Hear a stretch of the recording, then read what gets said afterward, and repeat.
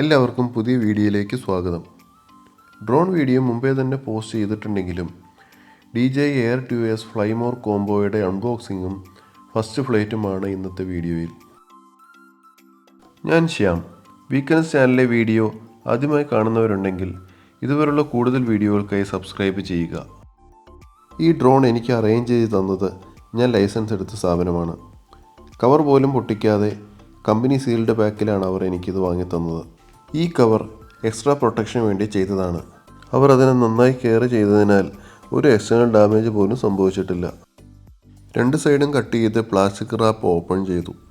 ഒരു അടിപൊളി ബോക്സിലാണ് DJI drone pack ചെയ്തിരിക്കുന്നത്. തുറന്നപ്പോൾ ഫ്ലൈമോർ കിറ്റിൻ്റെ ബാഗും ആക്സസറി ബോക്സുമായിട്ടാണ് ഇത് അറേഞ്ച് ചെയ്തിരിക്കുന്നത്. ആക്സസറി ബോക്സിൻ്റെ ഒരു സൈഡിൽ ക്വിക്ക് സ്റ്റാർട്ട് ഗൈഡ് വച്ചിട്ടുണ്ട്. അതിൽ ബേസിക് ഓപ്പറേഷൻ എല്ലാം തന്നെ നന്നായി ഡോക്യുമെൻ്റ് ചെയ്തിട്ടുണ്ട്. ഇനി ആക്സസറി ബോക്സിൽ എന്തൊക്കെയുണ്ടെന്ന് നോക്കാം.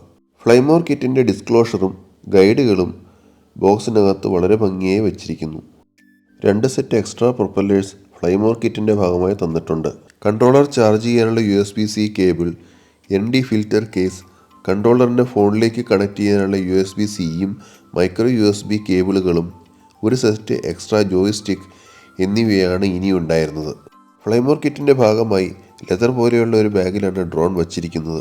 ബാഗിൻ്റെ മുകളിലെ സിബ് തുറന്നാൽ കാണുന്ന മെയിൻ കമ്പാർട്ട്മെൻറ്റിൽ ഡ്രോൺ ഭംഗിയായി ഫോൾഡ് ചെയ്ത് വച്ചിരിക്കുന്നു. മോട്ടോർ ഷാഫ്റ്റ് പ്രൊട്ടക്റ്റ് ചെയ്യാനായി ഫോം കൊണ്ടുള്ള ബട്ടൺ ഉപയോഗിച്ചിരിക്കുന്നു. ജിംബർ പ്രൊട്ടക്ടർ ഉപയോഗിച്ച് 1 ഇഞ്ച് സെൻസറുള്ള ക്യാമറ സംരക്ഷിച്ചിരിക്കുന്നു. വേറൊരു ബോക്സിൽ എക്സ്ട്രാ ബാറ്ററികൾ, power cord, charger, battery to USB adapter എന്നിവ വച്ചിരിക്കുന്നു. ബാറ്ററി ചാർജിങ് ഹബ്ബും കൺട്രോളറും ബോക്സിന് പുറത്തായിട്ടാണ് സെറ്റ് ചെയ്തിട്ടുള്ളത്. സൈഡിലായി വേറൊരു കമ്പാർട്ട്മെൻറ്റോട് കൂടെ കൊടുത്തിട്ടുണ്ട്.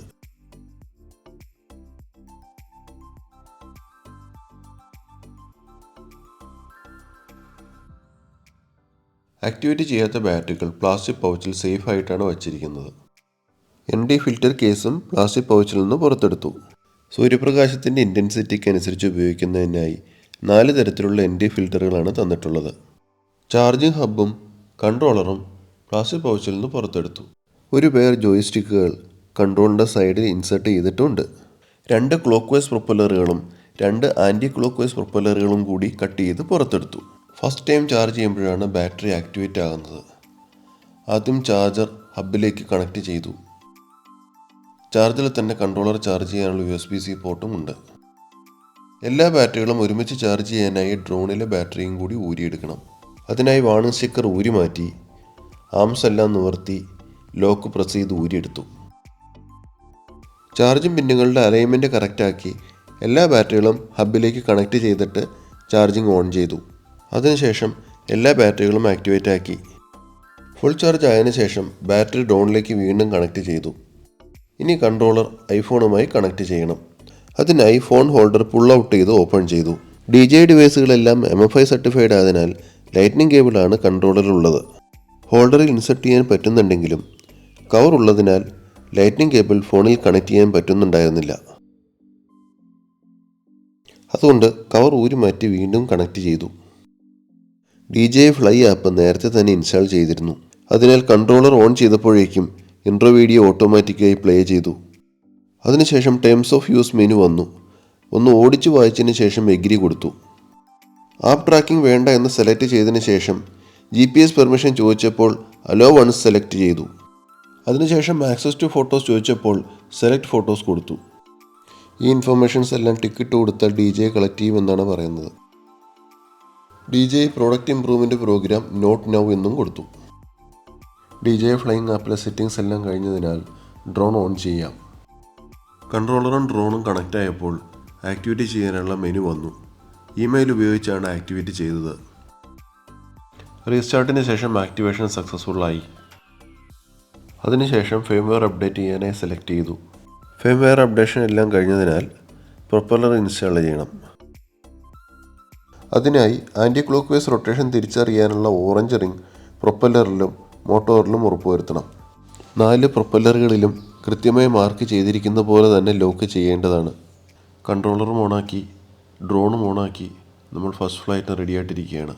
ഫ്ലൈ ചെയ്യുന്നതിന് മുമ്പ് കൺട്രോളിൽ ജോയ്സ്റ്റിക്ക് കണക്ട് ചെയ്യാനും ഡ്രോണിൽ നിന്ന് ജിംബൽ പ്രൊട്ടക്ടർ റിമൂവ് ചെയ്യാനുമുണ്ട്.